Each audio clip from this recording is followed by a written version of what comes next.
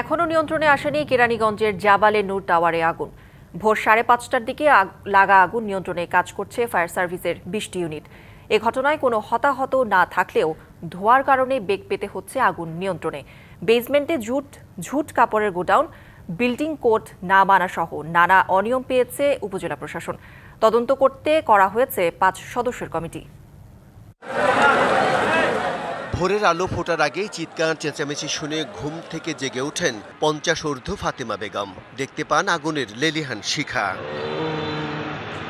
কোনো রকমে এক কাপড়ে বেরিয়ে আসেন 7 তলা থেকে। আগুনের ভয়ঙ্কর রূপের আতঙ্ক কাটছে না তার চোখ মুখ থেকে।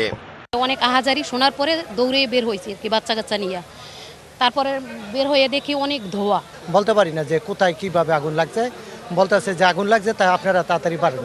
আমরা বাইরে আইসা পড়ছি। শনিবার ভোর 5:30টার দিকে দক্ষিণ কেরানীগঞ্জের জাবালে নূর টাওয়ারের 10 তলা ভবনের আন্ডারগ্রাউন্ডে আগুন লাগে। মুহূর্তেই ধোঁয়ার কুণ্ডলী ছেয়ে যায় চারপাশ। নতুন এবং ফিরে আসা গ্রাহকদের জন্য নগদে চলছে ক্যাশব্যাক সহ প্রতিদিন হাজারো উপহার জেতার সুযোগ। হবে আশা আর ফেরা, সারপ্রাইজ সেরা।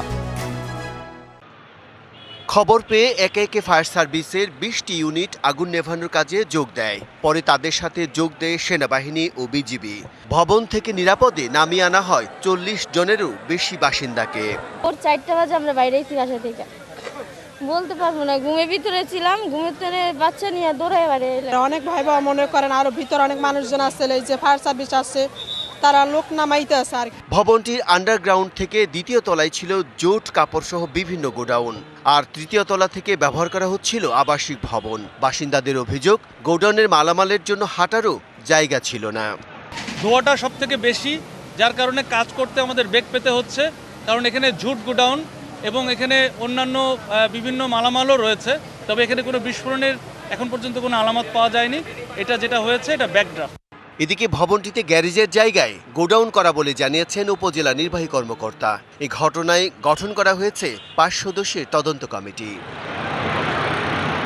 বিশালাকৃতির ভবনটিতে বিল্ডিং কোড মানা হয়নি, আর ভবন নির্মাণে অনুমোদন রয়েছে কিনা তাও খতিয়ে দেখা হবে বলে জানায় উপজেলা প্রশাসন।